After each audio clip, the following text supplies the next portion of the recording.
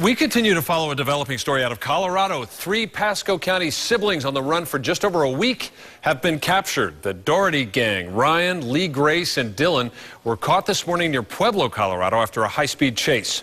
The 3 were spotted at a shopping center in Colorado City this morning. Authorities say that led to a 20-mile-long chase at speeds of over 100 miles an hour. They finally crashed into a guardrail just south of the town of Walsenburg. The FBI says today's capture could not have been done without tips from the public. The key factors here was national media coverage, local media coverage, digital billboards, but none of that stuff really makes any difference unless there's citizens willing to pick up the phone and make calls to law enforcement. The only way we knew these people were possibly in Colorado still was because somebody saw the media coverage, made a phone call to law enforcement. And no troopers were hurt during the high-speed chase. Lee Grace was shot in the arm by authorities during the pursuit, though. We now have the opportunity to take you live to the scene of where the Dougherty Gang was caught. Reporter Tyler Lopez is live for us in Walsenburg. Good evening, Tyler. Good evening. Yeah, we have citizens willing to do a lot more than just pick up a telephone call. We have some citizens that were willing to chase these suspects after it ended. Like it looks behind me, you can still see that Subaru Impreza hanging from the guardrail. I-25, our major north-south thoroughfare in Colorado, was still closed in the Walsenburg area, leading to massive traffic jams. But after that Impreza ended up on that guardrail, 2 construction workers took on new roles and helped bring one of the suspects in. The white Subaru Impreza ended up hanging from its rear wheels on the guardrail along the on-ramp at exit 52 onto southbound I-25. But after this spectacular crash, the result of police stop sticks, 2 construction workers took on new roles. All the police officers are coming down the ramp with their guns drawn and kind of surrounding it. They noticed someone hiding in the bushes nearby. You talked to him? Yeah, we're trying. He's in his zone. He's like just walking. He's bleeding from the accident. For the next quarter of a mile through barbed wire, brush, and a gully, the secondary but still dramatic chase was on. And then he turned around and pointed like he had a gun at us and said, get back. So that's when kind of, 2 of us kind of got down. We didn't know what was going. Then we actually noticed that it was just his hands. At that point, Shane says he watched another man named Dave actually grab the suspect and finally end the Dougherty Gang's cross-country run. And he just gave up right there and just said, enough, I surrender. Well, when you see that, officers are after somebody and you think that you can maybe help out, you got to do what you got to do. Yeah, you try to help out the best you can.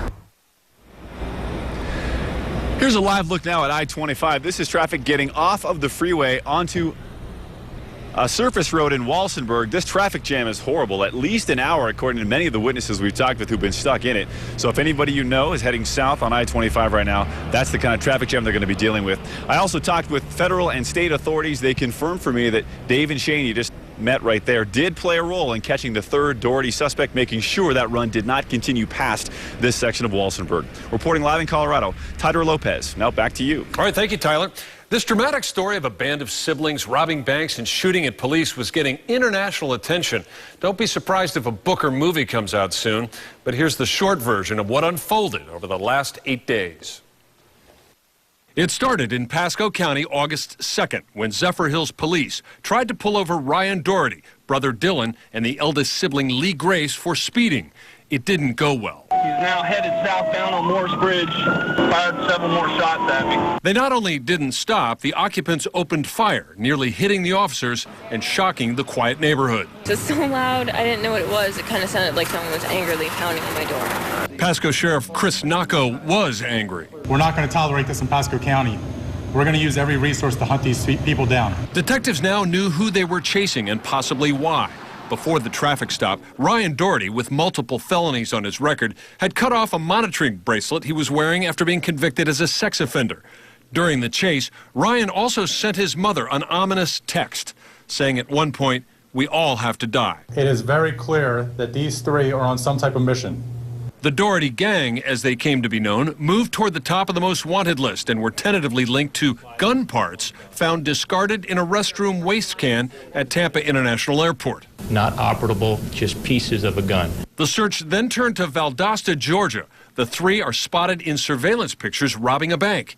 They shoot holes in the ceiling with a high-powered weapon before taking a bag of cash. The stakes keep getting higher, which is one reason the Dougherty's mother agreed to an exclusive interview with ABC Action News to make her plea.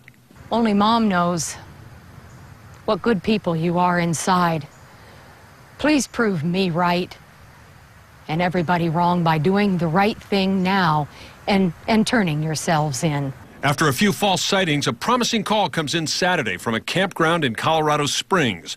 By the time police arrive, they're gone. But then this morning, their white Subaru with stolen Texas plates was spotted south of Pueblo, Colorado by local police. So we enlisted the help of the State Patrol, being so close in proxemics to the highway, in case they took off, and they did. So the drama ends, much as it began, with the suspects reportedly shooting at law enforcement in a high-speed chase. But this time, spike strips are put down, there's a crash, and the three are pulled from the wreckage. Sheriff Naco of Pasco County gets the last word. If these three fugitives wanted to battle with law enforcement, we would win that battle, and that's what happened today.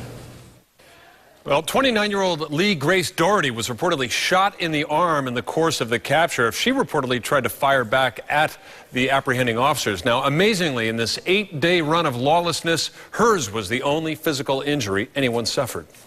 Now, if you'd like to see photos from the scene of this capture and read the details behind the arrest, go to abcactionnews.com.